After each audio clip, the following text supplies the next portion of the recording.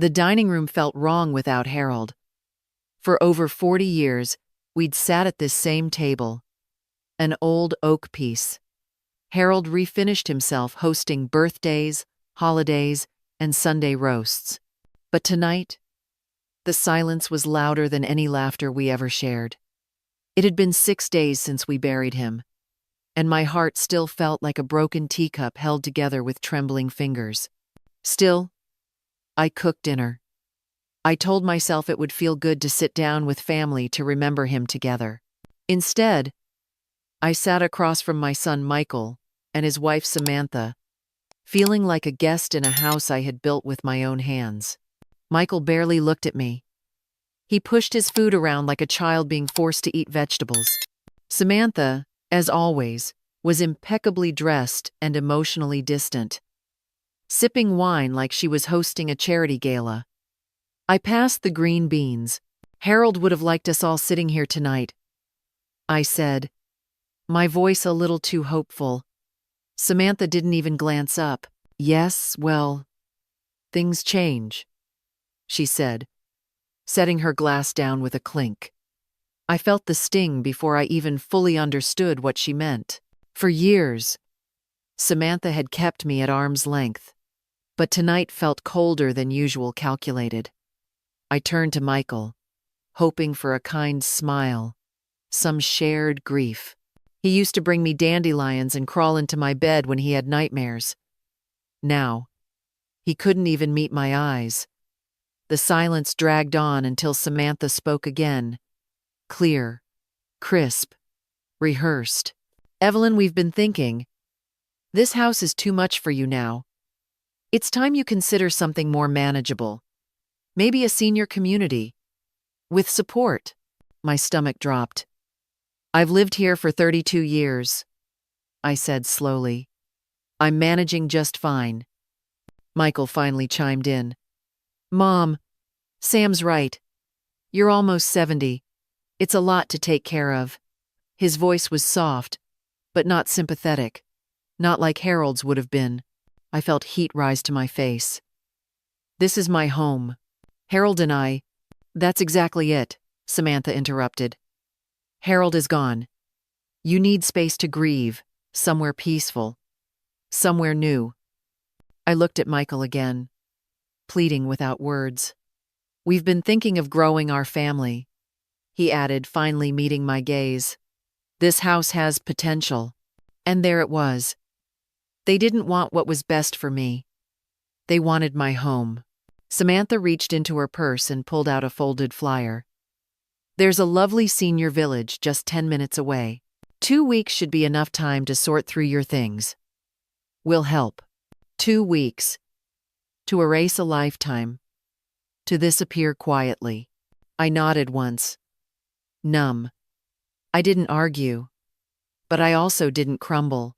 After dinner, I climbed the stairs alone and sat on the edge of my bed. Our bed. Harold's glasses still sat on the nightstand.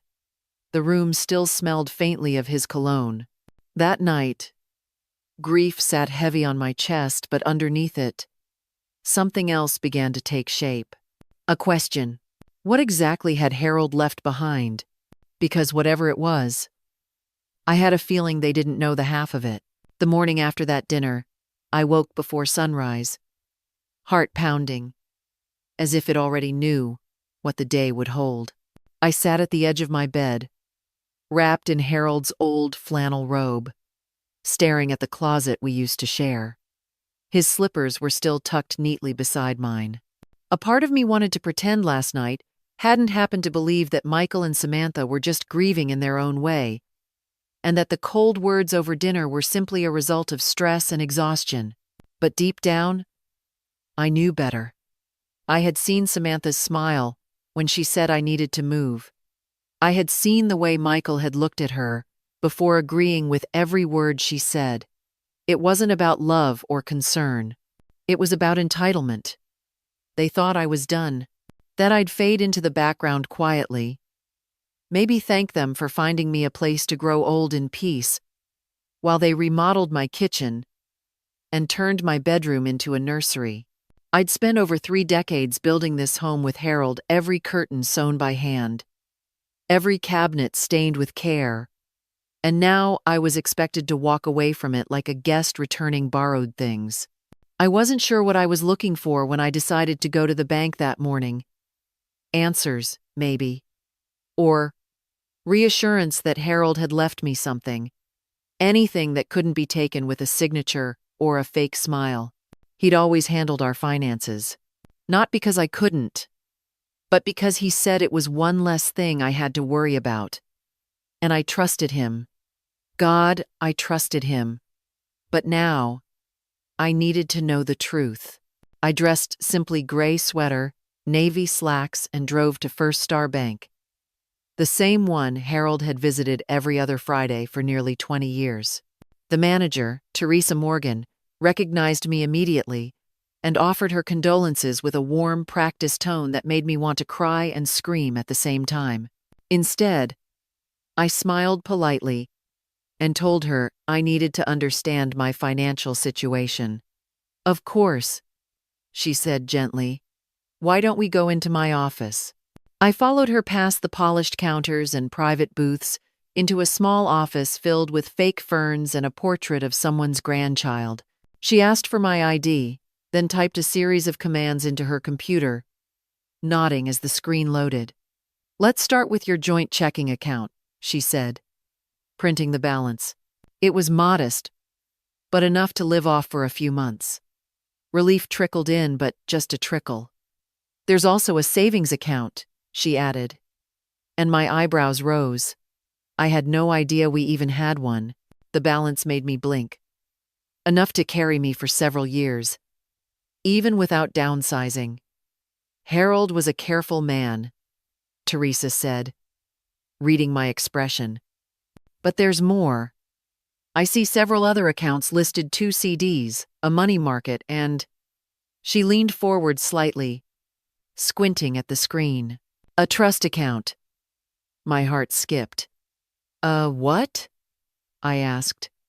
"It was set up 5 years ago," she said, pulling out a folder. "You're listed as the sole beneficiary.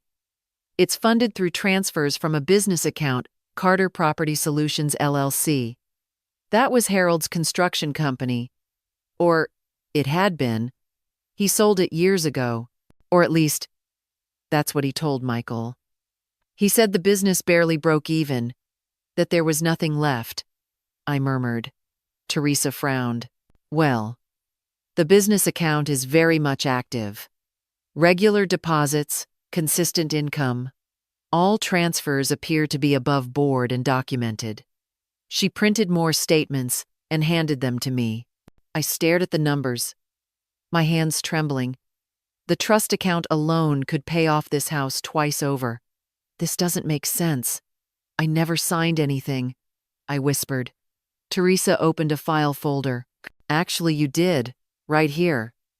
She showed me forms my own signature, dated and witnessed. I recognized the handwriting but not the context. "Harold likely had you sign these during routine visits. Sometimes clients don't disclose the full purpose to avoid burdening their spouse." My breath caught in my chest. Harold had done all of this quietly, methodically, protecting me, preparing for something. No, not something.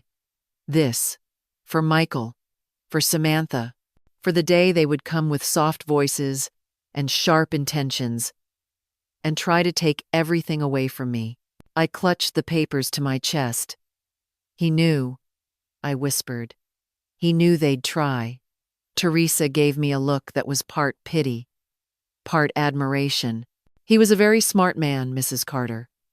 Everything is in order. You are financially independent. They can't touch any of it." I didn't remember much of the drive home. I pulled into the garage and sat there for several minutes, staring straight ahead while the engine ticked and cooled. In my lap were the documents Harold had left behind. Not just money, but armor. I made tea, sat at the kitchen table, and began to read through every page. I read until the sun dipped low and the walls turned golden with evening light. The trust account had been quietly growing for years. The CDs were worth more than I'd ever imagined. And then I saw it. Regular transfers from the business account, timed almost perfectly, with the dates Michael had come asking for money. Harold hadn't just been generous. He'd been strategic. Every time he gave Michael something, he made sure I received more. It wasn't just financial planning. It was protection. It was love. And it was a message I could hear clearly now, even through the silence. They may try to take what's yours, Evelyn, but you will not be powerless. That night, I stood in our bedroom and looked around with new eyes. Yes, I was grieving, but underneath the grief, something was shifting. Not rage, not revenge, resolve. I would not beg for space in a home I paid for with memories. I would not apologize for existing in a life I helped build. I thought again of Samantha's voice. You need to leave. This house has potential. My God, how wrong she was. This house didn't have potential. I did. And now that Harold was gone, now that the mask had been ripped off my son's intentions, I knew what I needed to do. I would find out everything. The business, the assets, the truth. And when the time came, I would let them know exactly who they had underestimated. The following morning, I called the accounting firm listed on the trust paperwork, Bradley and Company, a name I'd heard Harold mention occasionally but never thought twice about. The receptionist placed me on hold before transferring me to a woman named Valerie, who introduced herself as the managing partner and said she'd been working with Harold for over a decade. Her voice was gentle but cautious, the kind of tone people reserve for widows they suspect are about to be blindsided. Mrs. Carter, she said carefully, I'd be happy to meet with you today. I imagine you have questions. She had no idea. I arrived at the firm's office, a modest suite tucked between a bakery and an insurance agency, clutching the folder of trust documents like a lifeline. Valerie greeted me with a warm handshake and motioned toward a leather armchair across from her desk. I'm so sorry about Harold, she began. He was meticulous, thoughtful, one of our favorite clients. I smiled thinly. He was a man who didn't leave much to chance, apparently. She nodded. That's putting it mildly. I handed her the folder. I need to understand exactly what he put in place. I thought he sold his business years ago, but it looks like that was only part of the story. Valerie spent several minutes pulling up digital files and scrolling through spreadsheets. Then she leaned back in her chair, clasped her hands, and gave me a look that told me everything was about to change again. Your husband didn't sell the business, she said slowly. He restructured it. 5 years ago, he created a holding trust, Carter Property Holdings, and transferred the business assets into it. That includes client contracts, equipment, vehicles, and even some real estate. The trust is in your name. I blinked. So, the company is mine? She nodded. Technically, the trust owns the company, and you own the trust. You're not just financially stable, Mrs. Carter. You are the sole legal owner of Carter Property Holdings. I let the words settle in, stunned. But Harold told our son it was sold, that there was nothing left. Valerie didn't look surprised. He mentioned his concerns about your son, said he didn't trust Michael's judgment, especially regarding money. He wanted to ensure that no matter what, you'd be protected. Protected. That word again. It rang in my ears like a bell. I asked her to show me the business's recent performance, and she printed out 3 years of financial statements, quarterly profits, balance sheets, all neatly annotated. The business wasn't just surviving, it was thriving. Your husband was very conservative with contracts, she explained. He focused on smaller, repeat clients, residential renovations, local developments. Steady income, low risk. I couldn't help but smile through the tears threatening to surface. Of course he did. Harold never gambled on big, flashy things. He built slow, steady, and solid. I asked her who had been managing operations. A man named Jonah Reeves. Foreman, longtime employee. Harold trusted him completely. I left that office more grounded than I'd felt in weeks. I wasn't just an old woman with nowhere to go. I owned a business. I had income. I had power. Quiet, legal, undeniable power. And it was time I started using it. The next morning, I called Jonah. His voice was gruff, but respectful. "Mrs. Carter, I've been waiting to hear from you," he said. I wasn't sure if I should reach out or give you space. I arranged to meet him at Harold's old office, the one above the warehouse. Walking in felt like stepping into my husband's mind. Everything was neatly labeled, color-coded, structured. I half expected him to walk out of the filing room with a pencil behind his ear and coffee in hand. Jonah greeted me at the door. A tall, broad-shouldered man in his mid-52nd, wearing work boots and a weathered flannel shirt. "He spoke about you often," he said, his voice thick with emotion. "Said, if anything ever happened, I was to answer only to you." I nodded, feeling Harold's presence in every corner of the room. Jonah sat with me for over an hour, walking me through current contracts, cash flow, and staffing. The business was in excellent shape. I asked him if Michael had been in contact recently. He hesitated. Yes. A few days after the funeral, he showed up at the job site saying he'd be taking over operations now. Asked for access to financial records, key cards, even the safe code. I narrowed my eyes. "What did you tell him?" Jonah gave a small smile. "Told him Harold left instructions to wait for the legal owner. That until I heard directly from you, nothing was changing." He wasn't happy. I exhaled slowly. "He's going to try to take it, Jonah. He already tried to take my home." Jonah leaned forward. "Not on my watch." I believed him. We spent the rest of the morning reviewing payroll, vendor relationships, and pending invoices. Every time Jonah explained something, I took notes. I wasn't going to be a passive owner. This business was mine now, and I intended to run it with the same care Harold had. Later that afternoon, as I was returning home from the office, I saw Michael's SUV parked in the driveway. My stomach turned. I pulled in beside him and stepped out calmly, papers still in hand. Michael was waiting on the porch.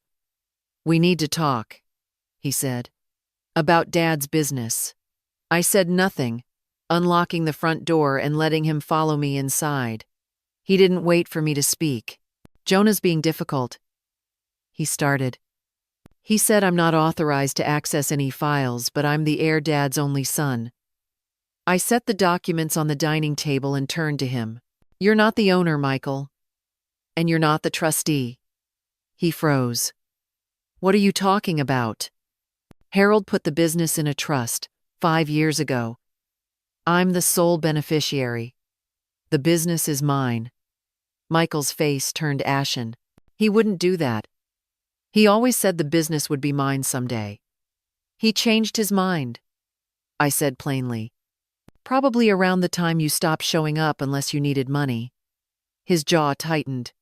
"That's not fair, isn't it? You and Samantha sat at this very table last week and told me to pack my bags. Told me to find a nice little place to grow old in. Well, now I know why. You weren't offering help. You were clearing the way." His eyes flickered guilt, then panic. "We just thought—" "You thought wrong," I snapped. "This house, this business, Harold made sure I'd never be at anyone's mercy, not even yours." He sat down heavily. "I didn't know he was still running the business. He always said it was barely staying afloat." "Because that's what he wanted you to think," I replied. "So you wouldn't dig too deep." Silence fell over the room like a heavy quilt. Michael opened his mouth to speak, but I held up a hand. I'm not angry, Michael. I'm just done pretending. Harold built a legacy, and he entrusted it to me. You can either respect that or step aside. For the first time, he looked truly uncertain. What happens now? He asked quietly. I looked him in the eye. Now, you go home. You talk to your wife. And you both start realizing that you don't get to take from people who are still breathing. I watched as he left, not slamming the door this time, just closing it softly, like someone who finally understood what they'd lost. I stood there in the quiet, hand still resting on the documents, feeling the weight of everything Harold had done to protect me, and the strength I'd found in finally protecting myself. 3 days passed before I heard from them again. The call came at 7:02 a.m., early enough to be deliberate. Michael's voice was sharp, strained, barely hiding the frustration simmering just below the surface. Mom, we need to talk. Samantha and I are coming over now.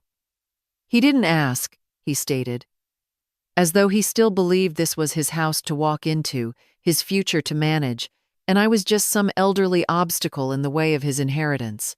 It's rather early for visitors, I said, pouring my morning coffee like it was any other day. This can't wait, he snapped. The line went dead. I didn't rush. Instead, I took my time getting dressed. Choosing the navy dress with pearl buttons Harold always said, it made me look elegant and commanding. I brushed my hair, touched a bit of powder to my cheeks, and straightened my back. If there was ever a morning to carry myself like the owner of a legacy, this was it. They arrived exactly 20 minutes later. Samantha's stilettos clicked on the front steps, like accusations. Michael stood behind her, arms folded, jaw clenched. The moment I opened the door, she pushed past me, as though claiming territory. Michael followed, eyes scanning the house like he was taking inventory again. Good morning, I said evenly, motioning toward the living room. Coffee? Cut the pleasantries, Mom, Samantha said, tossing her handbag onto the arm of the couch. We need answers. I didn't flinch. I walked calmly to Harold's old armchair, now mine, and took a seat with quiet purpose. Then ask your questions. Michael stepped forward. Why did you tell Jonah he couldn't speak with me? Why did you block access to the business accounts? I reached to the side table and lifted a leather folder, the one I had prepared for this exact moment. Because you have no legal claim to them. Samantha let out a scoff. That's absurd. You're his wife. You weren't even involved in the business. Michael is his only son. The heir. Harold didn't see it that way, I replied calmly, opening the folder and pulling out the trust documents. 5 years ago, he transferred ownership of Carter Property Holdings into a trust. This trust and named me the sole beneficiary. I laid the signed and notarized documents on the coffee table between us. The silence was immediate and deafening. Samantha snatched the papers, her eyes darting across the legal language she clearly didn't fully understand. Michael leaned over her shoulder, his face going pale. This can't be real, he muttered. It's perfectly real, I said. Valerie from Bradley and Company has all the originals. You're welcome to have your lawyer contact her. Everything Harold did was not only legal, it was meticulous. But the business was struggling, Michael insisted, still clinging to the lie Harold had fed him. He told me there was nothing left. And you believed him, because that's what you wanted to hear. That there was nothing to manage, nothing to inherit, except maybe this house, and a few sentimental items. You didn't ask questions. You didn't help. You just waited. Samantha's voice turned desperate. You can't possibly intend to keep all of this for yourself.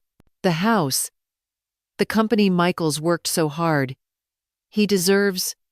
What exactly does he deserve, Samantha? I interrupted, my voice finally rising. The $92,000 in undocumented loans Harold gave him? The renovation plans you whispered about during my husband's funeral week? Or the 2-week eviction notice you both delivered with dessert?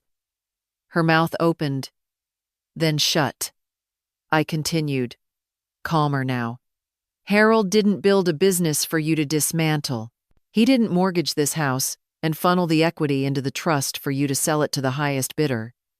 He did all of that to protect me, because he knew that the people closest to me would someday try to take everything we built.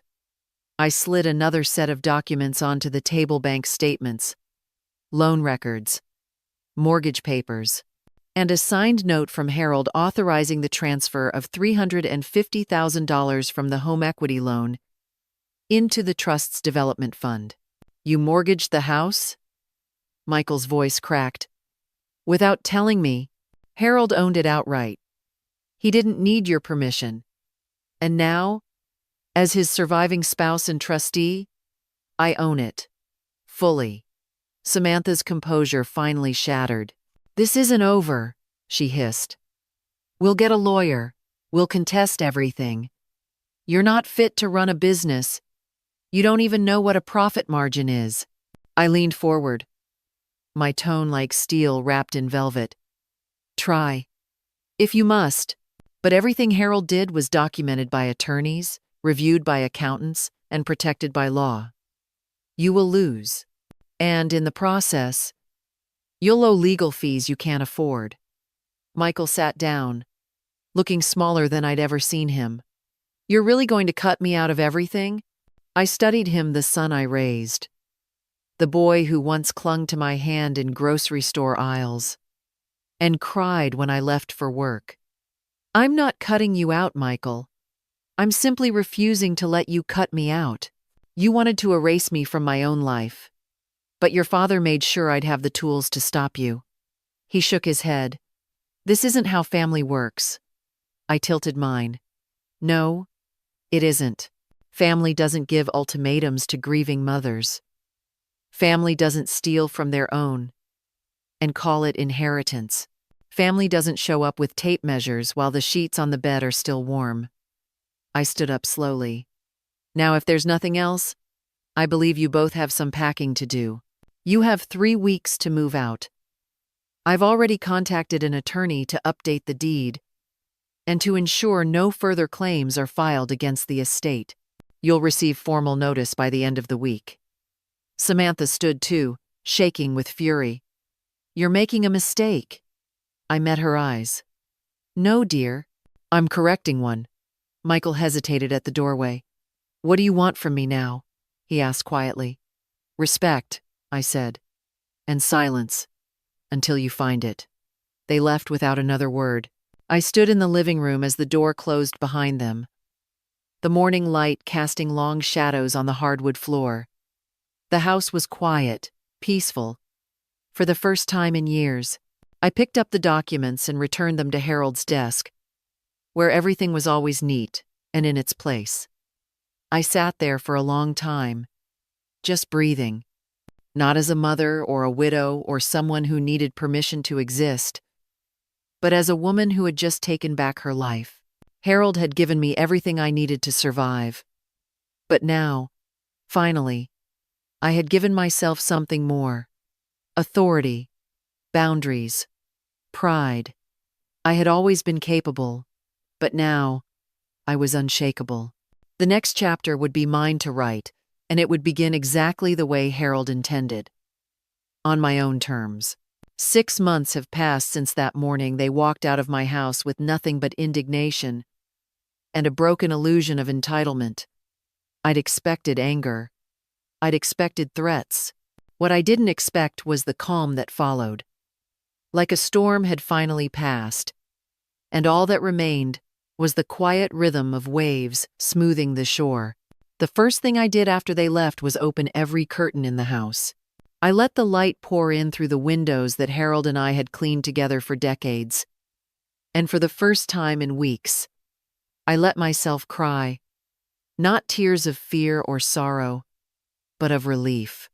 That night, I slept in our bed without the weight of anxiety pressing against my chest.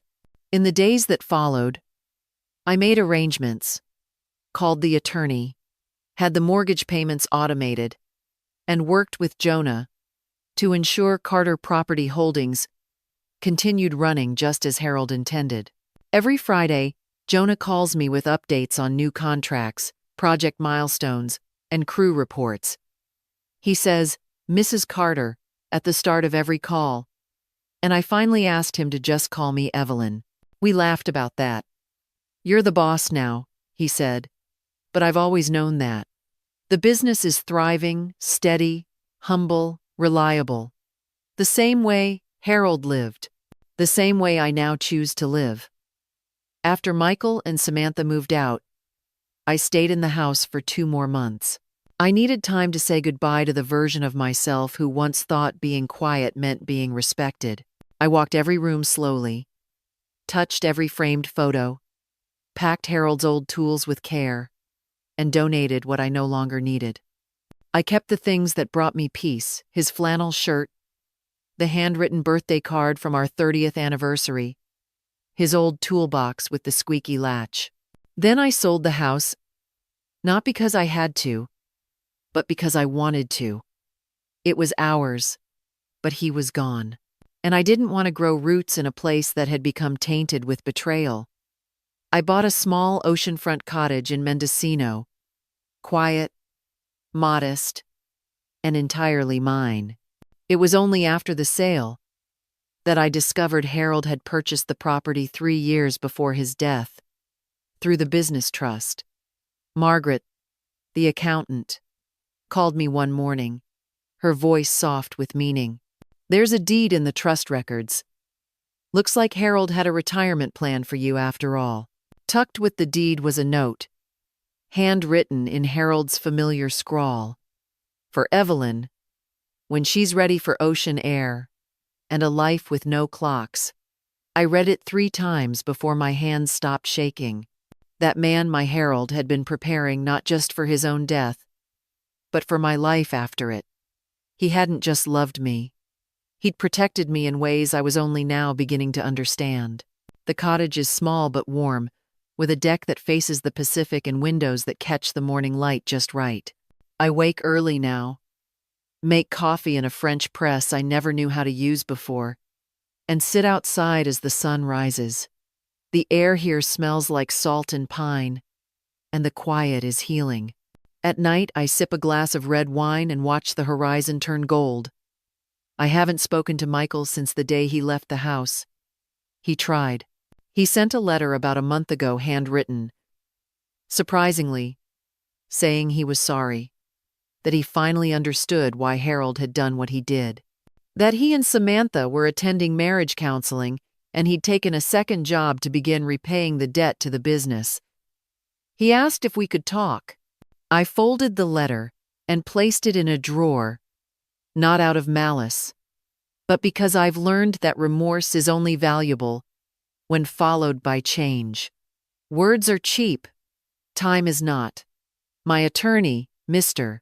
Halverson, called last week to let me know the court had finalized the payment agreement. Michael and Samantha would repay the full $96,000 over 8 years, with automatic deductions from both their paychecks. If they missed a payment, we had the legal right to garnish wages and place liens. "Are you sure you want to enforce it this way?"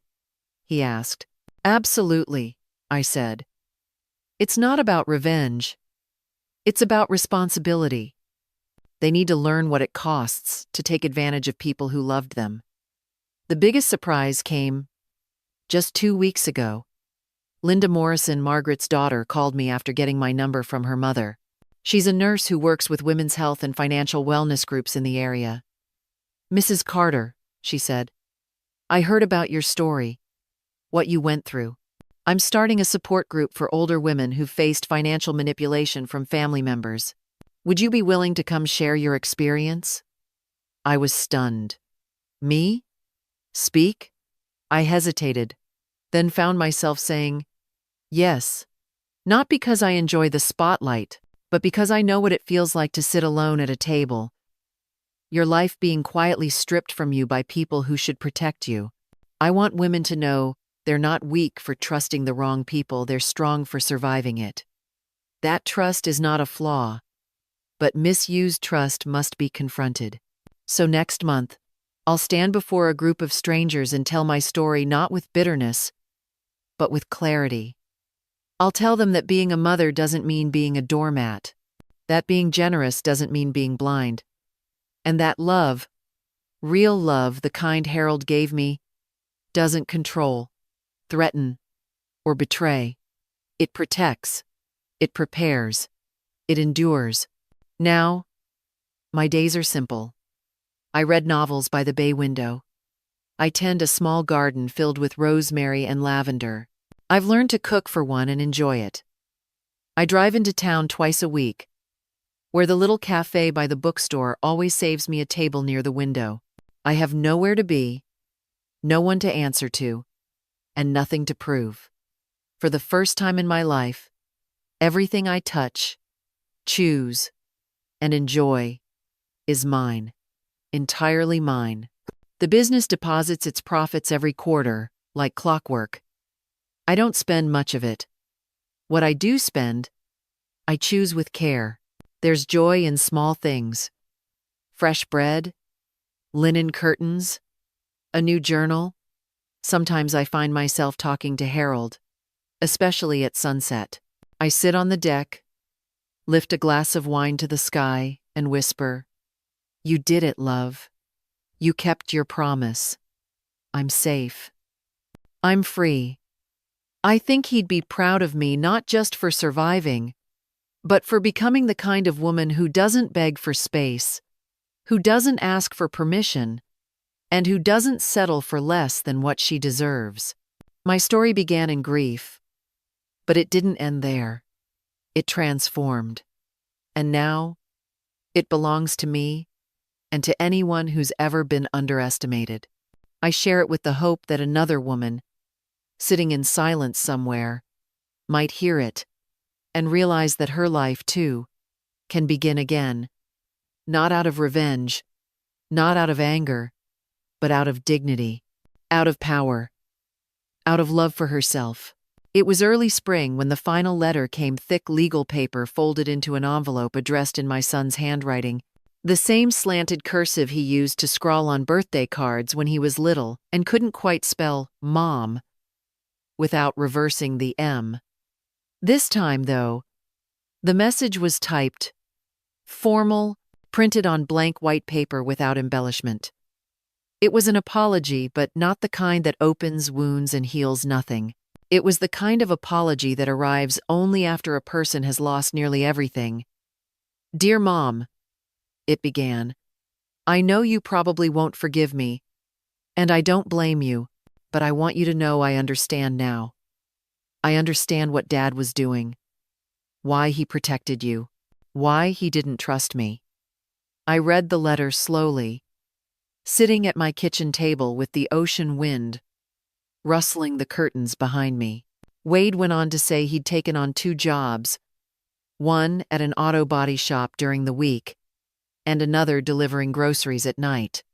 Samantha, he said, had finally admitted that maybe, just maybe, they'd gone too far. "We're in counseling," he wrote. "We're trying. I'm paying every cent I owe, and I know that still might not be enough. But I'm hoping that someday you'll want to talk to me again." I folded the letter and placed it in the same drawer where I'd kept the first one. I didn't cry. Not this time. Because there's a strange sort of peace in knowing someone finally saw the truth, not because you told them, but because the consequences forced them to look. I didn't call him back. I didn't write. What could I say? That I was proud of him for working hard, now that he couldn't leech off someone else? That I missed him, even though the boy I raised seemed to have disappeared years ago? Number? This silence wasn't revenge. It was boundary. It was clarity. It was choosing myself over the weight of forced forgiveness. Meanwhile, the legal side of things had finally settled. James Halverson, my attorney, arrived at the cottage that same week with a final settlement folder in hand. "It's done," he said, easing into the patio chair across from me. "They've signed everything. They acknowledge the full $96,000 debt to Carter Property Holdings and have agreed to a structured payment plan. 8 years, no missed payments, or we garnish wages." He took a sip of the coffee I'd made strong, black, just the way Harold used to like it. "They tried, you know.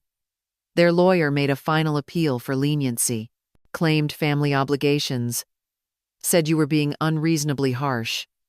I smiled. "And what did you say?" He grinned. "I said most mothers don't have to sue their sons to collect debts, and that if kindness was met with cruelty, consequences were the only way forward." I nodded. There was nothing left to debate. The house had been sold, the trust secure, the business running smoothly under Jonah's watchful eye. Quarterly reports continued to show steady growth, and every week, Jonah called to update me, often ending with a personal note about how proud Harold would be. "You know," he said once, "most people don't know how to build something that lasts. But Harold did. And so do you." And maybe that's what I clung to now. Not just the peace I'd earned, but the legacy I was still nurturing. Not just the inheritance of property or profits, but the intangible strength passed between people who believe in fairness, in work, in love, that protects. The call from Linda Morrison came again the following month. Her support group for women had gained traction. "We meet every Tuesday evening now," she said. "Women from all walks of life, retired teachers, widows, former caregivers, even a few who were pushed out of their own homes by their children. They need someone who's been through it, Evelyn. Someone who came out the other side with her dignity intact." I wasn't sure I had much to offer. I wasn't a speaker or a teacher, but I had lived a story I never thought would be mine. A story of betrayal from within, and strength from a place I didn't know I possessed. So I agreed. I drove into town the following Tuesday, a folder of notes on my lap, though I barely glanced at them. The community center smelled like dust and coffee, and when I stepped into the room, a dozen pairs of eyes turned toward me, some weary, some curious, a few hardened by disappointment. "I'm Evelyn," I said. "And I know what it feels like to be erased by your own family." The silence that followed wasn't awkward. It was recognition. I told them about Harold, not in detail, but enough for them to understand he was a man who loved quietly and protected fiercely. I told them about the dinner that changed everything, about the daughter-in-law with her tight smiles and tighter grip, about the son who used to hold my hand and later tried to take my home. I told them about the bank visit, the discovery of the trust, the confrontation in the living room, the legal battles that followed. I told them about sitting on a deck like this one, 6 months later, with a glass of wine and the sound of waves crashing, realizing that everything I had, peace, power, purpose, had been inside me all along. When I finished, the room was quiet again, but not heavy. It was hopeful. One woman stood up and said, "I thought I was crazy for feeling angry. Everyone told me to just move on." I smiled. "You don't move on from injustice. You move forward with it and decide what kind of life you want to build in spite of it." That night, as I drove back to the cottage, the stars seemed closer than usual. Maybe because I finally felt part of something again. Not a family built on obligation, but a community built on truth. These women weren't strangers anymore. They were sisters in survival, and I wasn't alone. Later, as I sat on the deck wrapped in Harold's old flannel and watched the tide roll in, I raised my glass not in mourning, not in anger, but in gratitude. For the man who planned 5 years ahead so I wouldn't be lost. For the woman I had become.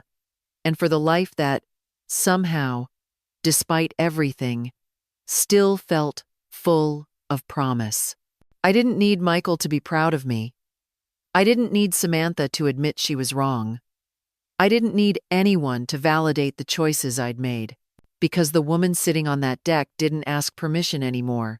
She didn't shrink to fit anyone's idea of just a mother or just a widow. She was the owner of a company, the steward of a legacy, the protector of her own peace.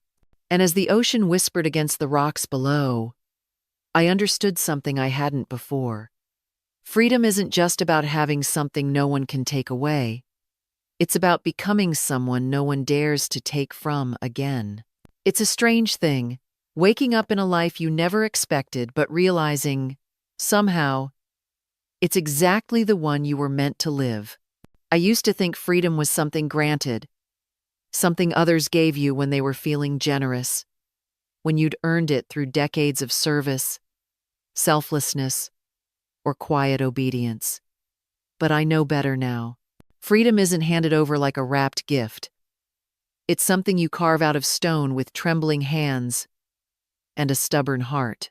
It's something you fight for, even if the fight looks more like paperwork, court hearings, and holding your ground when your own son tells you to pack your bags and leave the home you built with your bare hands and heart.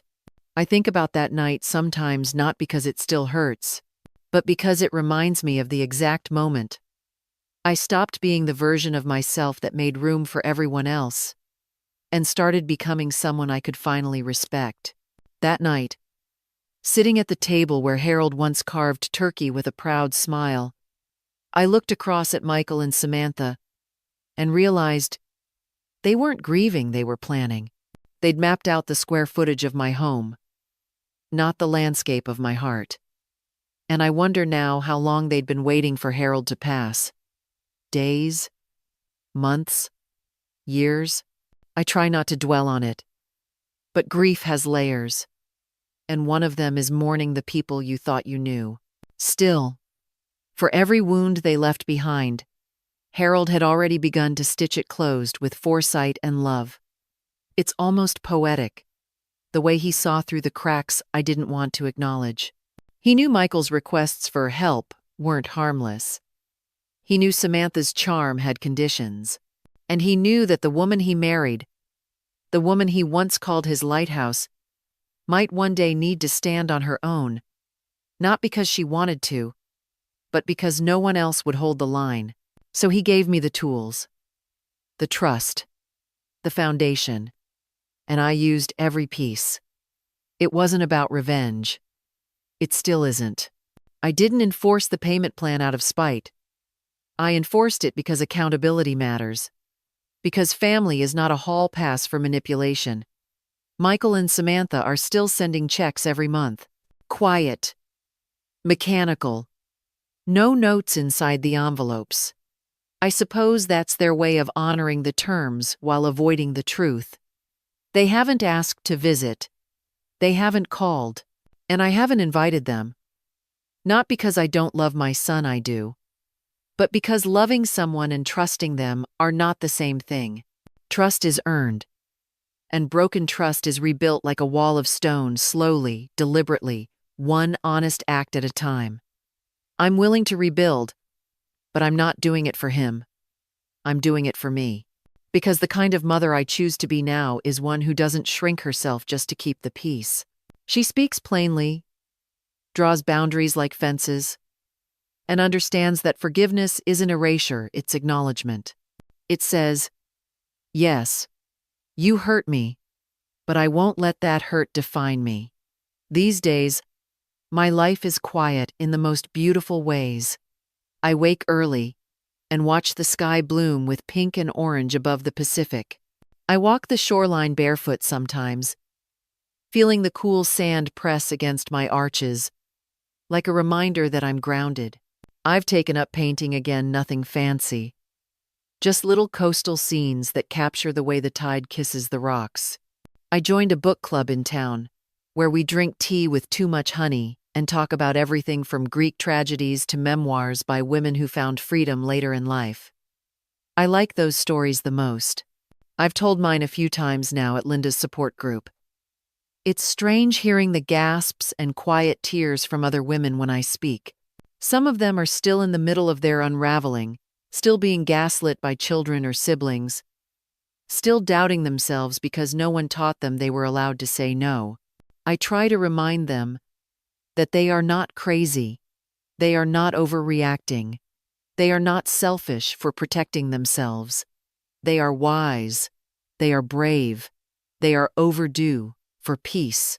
Last week, one woman, Marjorie, a retired school teacher with soft hands and a broken heart, pulled me aside and said, "You make me feel like there's still something left for me."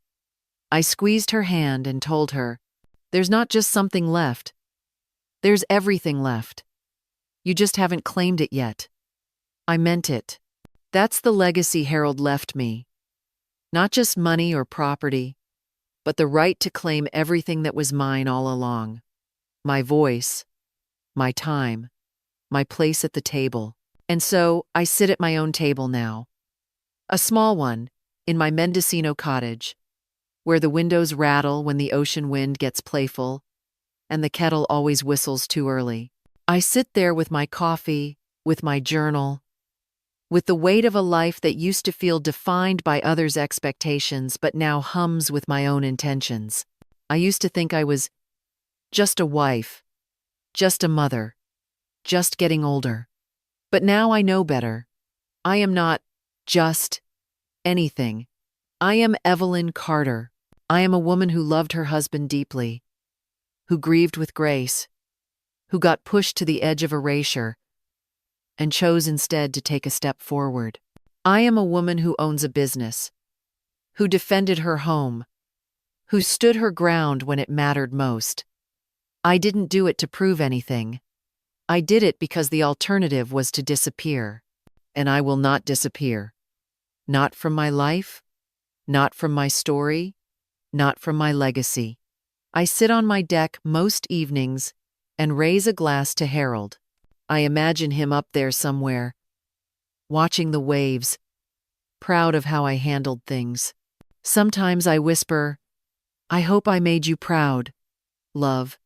But more often now I say, "Thank you. I'm okay. You can rest." I know he hears me. I feel it in the stillness. I feel it in the way the stars flicker just a little brighter on the nights I need them most. And to anyone listening now, any woman who's ever been told she's too emotional, too much, too inconvenient, too old to matter, I want you to know, you are none of those things. You are not disposable. You are not a burden.